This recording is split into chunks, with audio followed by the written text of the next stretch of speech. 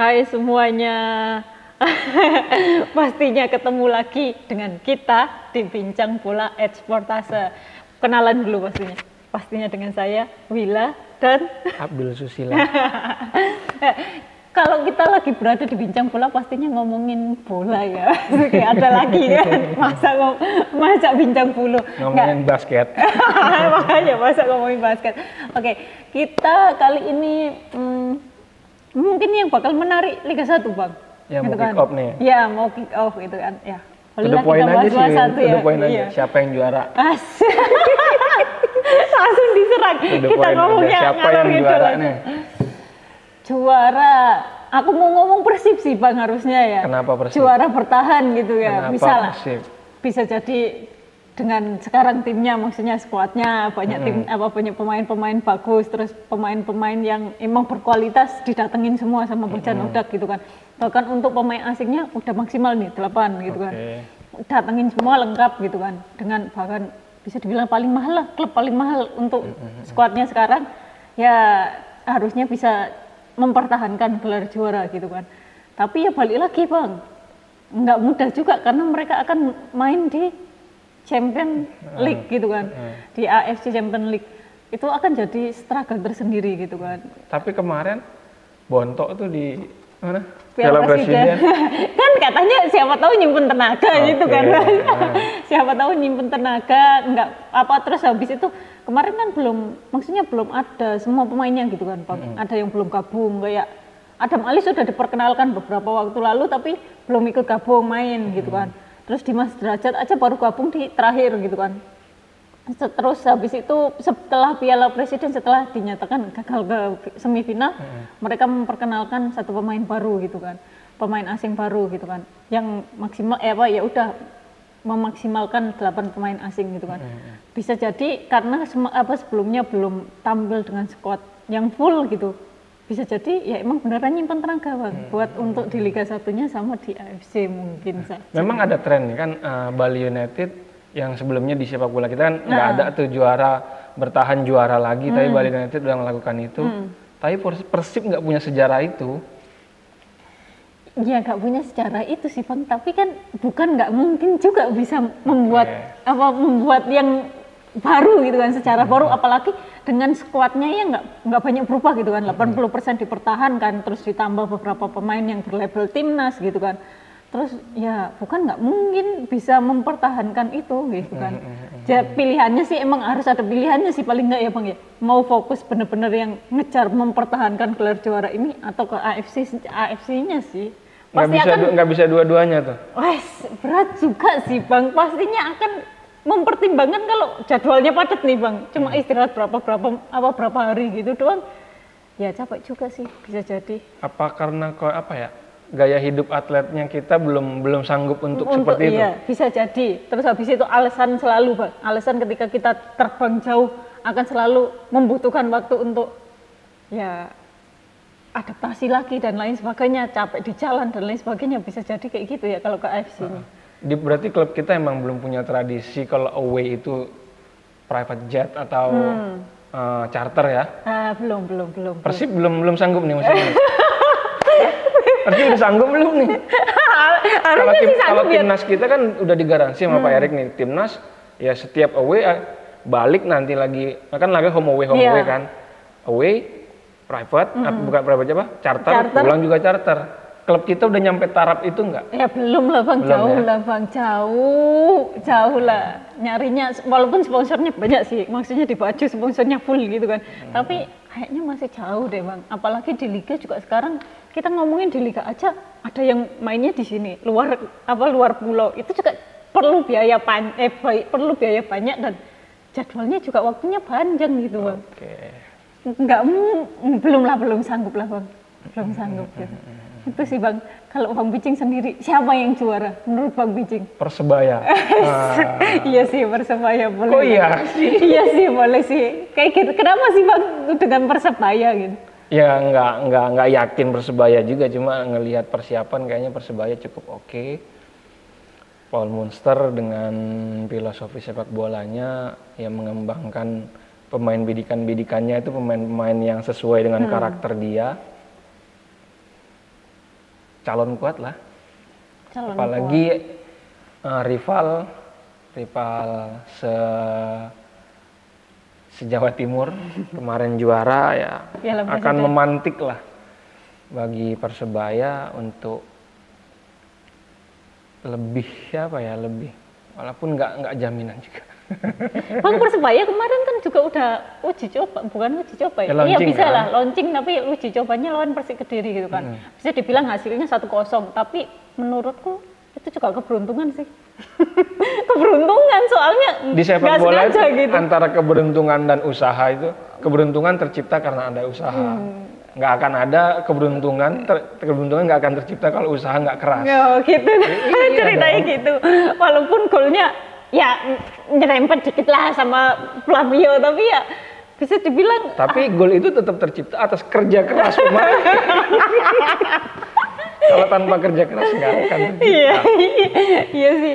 Tapi selain ya oke lah, selain Persib sama Persebaya, siapa sih Bang yang bakal buat maksudnya kejutan? Persija dong. Persija. Wah. Persija dong. Apaan nih Bang? Oh, Persija itu kalau ingat 2018, Persija itu sebenarnya dengan komposisi pemain yang nggak wah-wah banget. Di awal musim juga ya biasa-biasa aja, walaupun juara presiden ya. Yang Pelatihnya pramusimnya juga diragukan. Pelatihnya juga meragukan Teko. Tapi perjalanan kompetisi, terlepas itu ada apapun di dalam musim itu, Persija bisa dengan komposisi yang seadanya malah membuat kejutan. Dan musim ini bisa dilihat sponsor itu mulai datang ke Persija. Oh ya, udah mulai datang. Awalnya 6 pemain, sekarang 8 pemain loh asing. Iya, full iya. Oh, tanda-tanda ini nikel masuk loh ke Persija. Nikel masuk nih.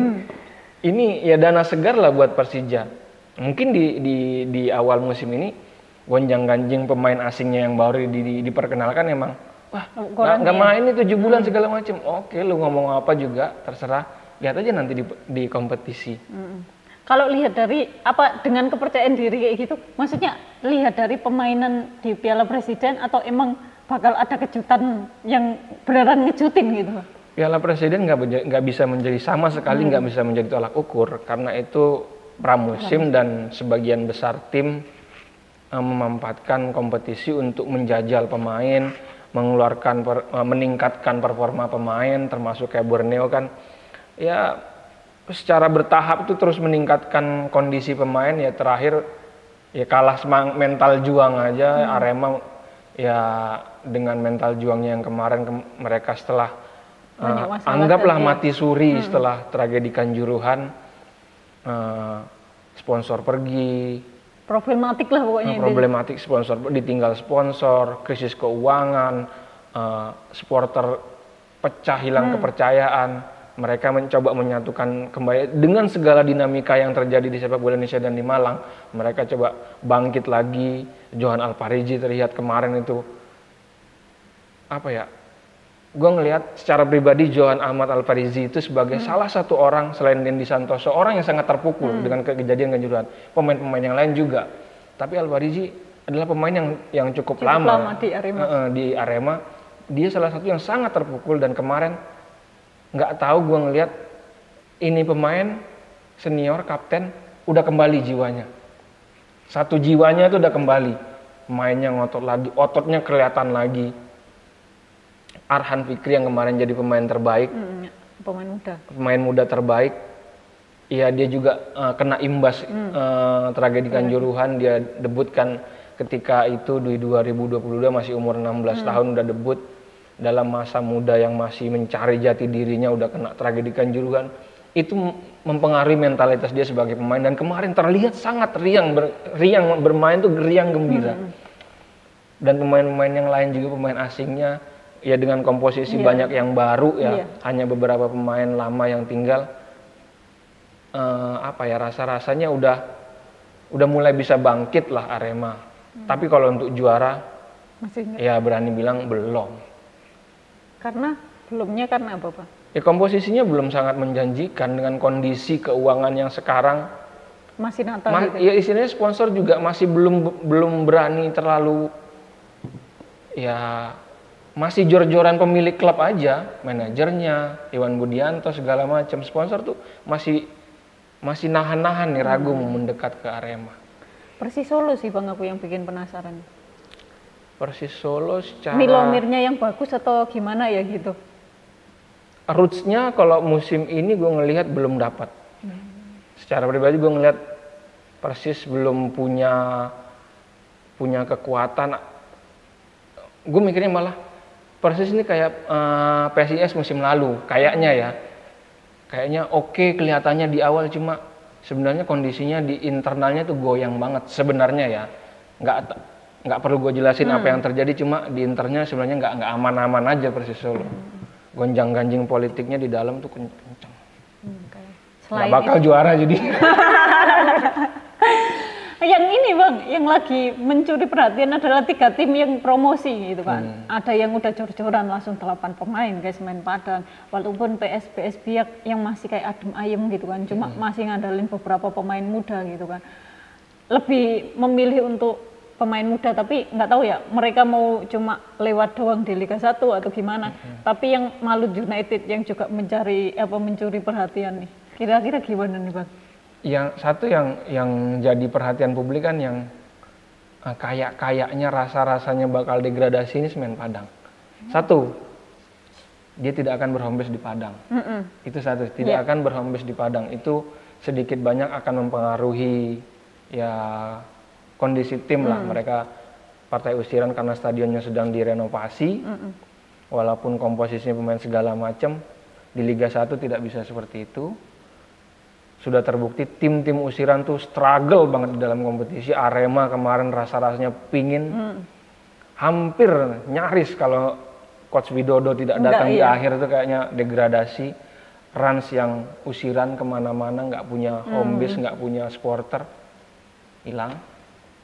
Begitu juga Semen Padang. Ketika dia tidak punya ini, berat sekali mau main dimanapun nggak di Padang akan berat.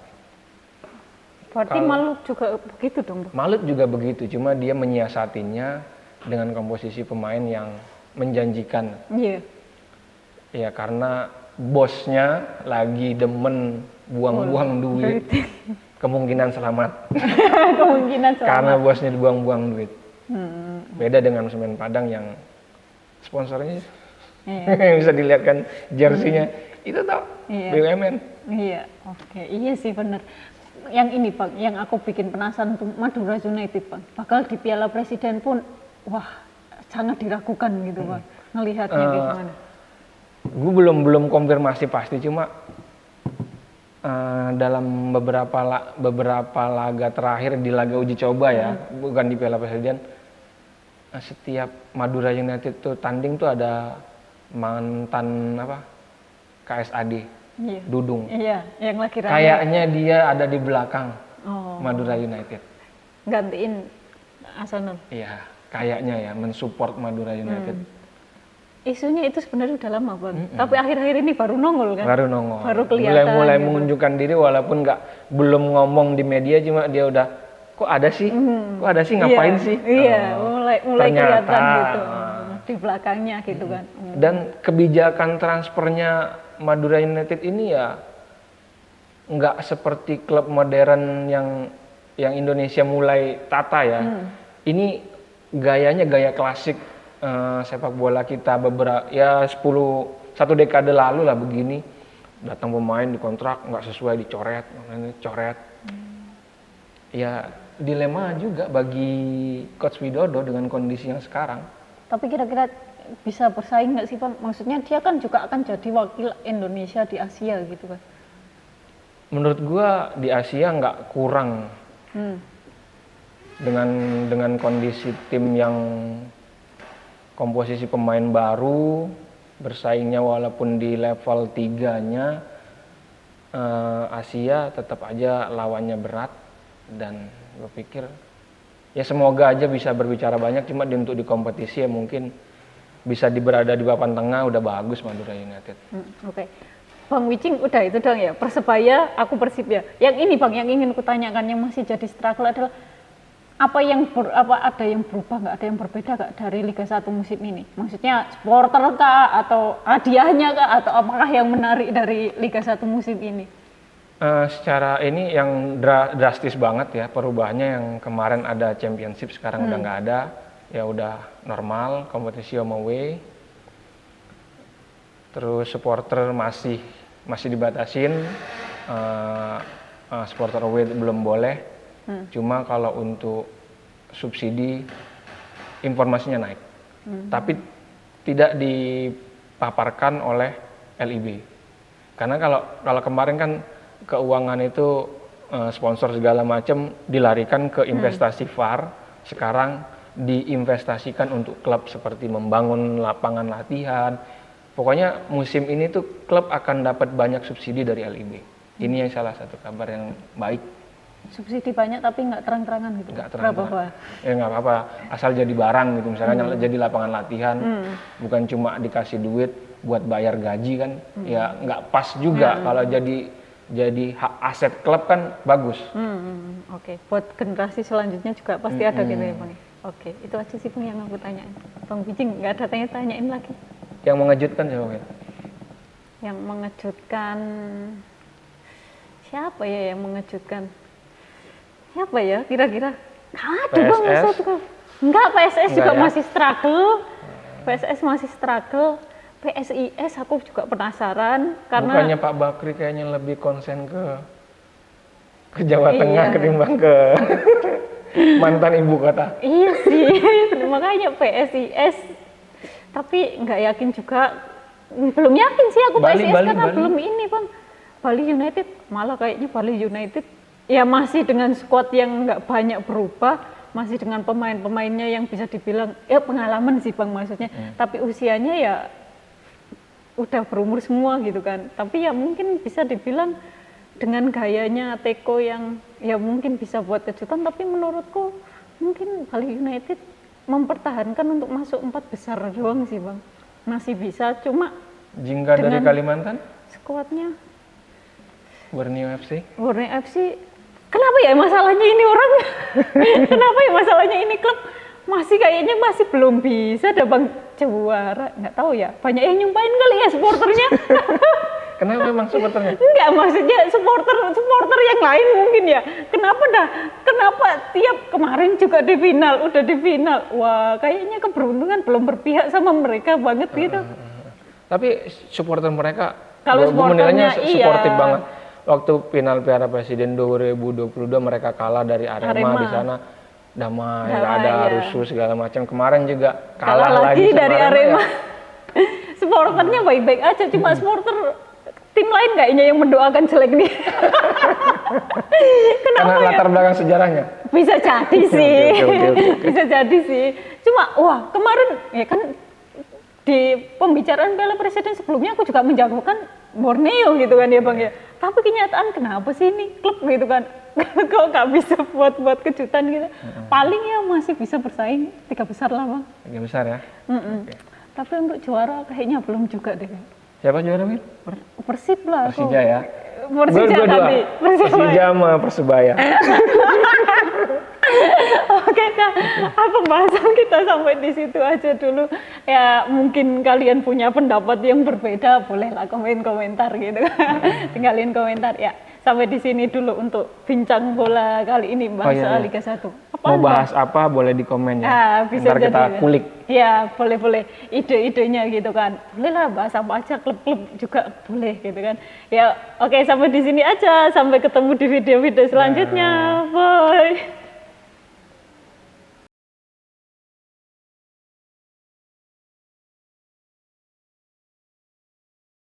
Hai, ketemu lagi pastinya dengan saya Wila dan saya Abdul Susila. Jangan lupa saksikan Bincang Bulu, Bincang Voli, Bincang Bola, Sportase. Bye.